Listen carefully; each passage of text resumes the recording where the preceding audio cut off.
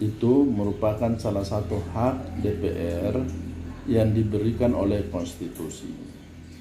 Hak inilah yang digunakan oleh DPR untuk mengetahui dasar-dasar dan pelaksanaan sebuah regulasi atau sebuah kebijakan oleh bupati. Nah, dari hak interpelasi ini itu akan menuju pada hak angket.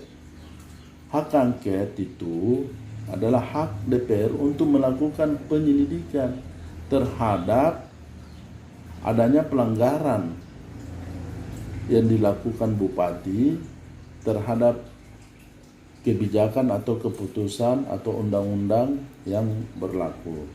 Dari penyidikan ini nanti dia akan meningkat pada hak menyatakan pendapat, dan dalam hak menyatakan pendapat ini DPR itu wajib memberikan satu rekomendasi. Apa rekomendasinya terserah dari kondisi atau situasi pada saat dilakukannya hak angket. Apa cerminan yang terlihat jika hak interpelasi ini dilakukan? Pertama adalah bahwa ada kegagalan komunikasi. Kegagalan komunikasi ini terjadi antara DPR dengan bupati. Nah, kenapa ini terjadi? Karena kedua belah pihak tidak mampu membangun komunikasi. Tidak bisa dikatakan DPR tidak mau membangun komunikasi. Tidak bisa juga dikatakan bahwa bupati tidak mau membangun komunikasi. Yang jelas bahwa kedua belah pihak tidak melakukan komunikasi yang baik. Ya, memang komunikasi itu bukan face to face. Bisa saja melalui media-media apa semua, tapi kalau menurut saya, kalau dari media memang akurasi pernyataan itu, pendapat itu belum terlalu jelas. Nah, sebenarnya komunikasi itu harus berjalan secara non formal. Tidak wajib nanti dibilang ada komunikasi bupati dengan DPR itu di forum-forum resmi, tidak harus seperti itu. Yang lebih efektif itu menjalankan komunikasi non formal, seperti dalam situasi acara-acara apa yang ada di masyarakat, dan di situ mereka bertemu dan bisa membicarakan.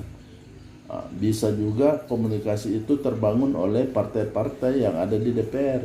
Itu ada kelompok partai yang mengusung bupati dan ada kelompok partai yang ada di DPR lainnya, sehingga komunikasi itu internal DPR itu bisa terbuka, bisa terlaksana. Kenapa? Karena partai pengusung adalah bagian dari representasi pembicaraan dengan bupati. Nah, itu apa langkah-langkah yang akan terlaksana jika hak interpelasi ini berjalan? Pertama, dasarnya hak interpelasi karena ada yang ingin diketahui lebih dalam oleh DPR. Apa yang ingin diketahuinya? Tentulah arahnya nanti pada hak angket itu ada penyalahgunaan kewenangan, ada penyimpangan, ada pelanggaran terhadap sebuah aturan, sehingga dia ingin tahu. Nah, sebelum masuk pada hak angket, dia harus melakukan hak interpelasi dulu. Setelah itu baru masuk hak angket. Kalau nanti dalam hak angket diduga kuat ada pelaksanaan yang tidak sesuai dengan ketentuan, maka masuklah pada hak untuk menyatakan pendapat. Nah, disinilah rekomendasi DPR itu keluar. Teman-teman, ya, efektivitasnya bagaimana? Sesungguhnya ini kalau memang ada pelanggaran yang sudah terlihat, ya, memang prosedur mekanismenya harus melalui hak interpelasi.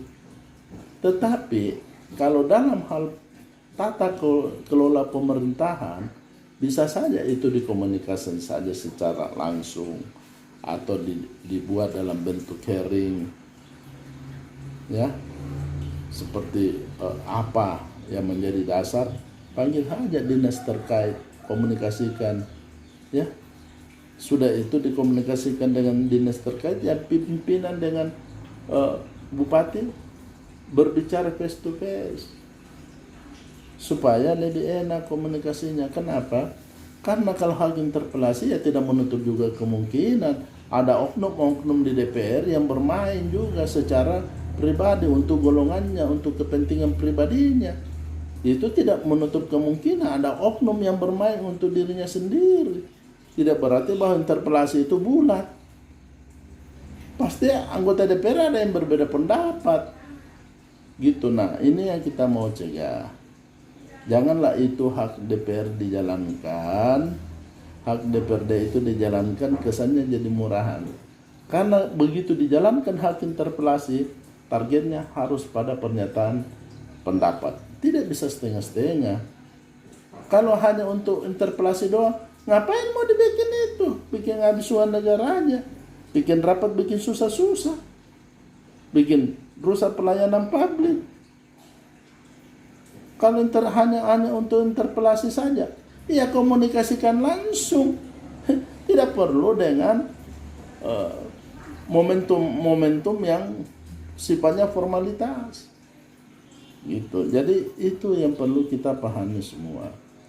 Ya, saya kira DPR dan Bupati bisa memberikan pencerahan politik kepada kita semua ini, kepada masyarakat dengan lebih baik dan lebih enjoy begitu, lebih happy lah, supaya kita jangan tegang.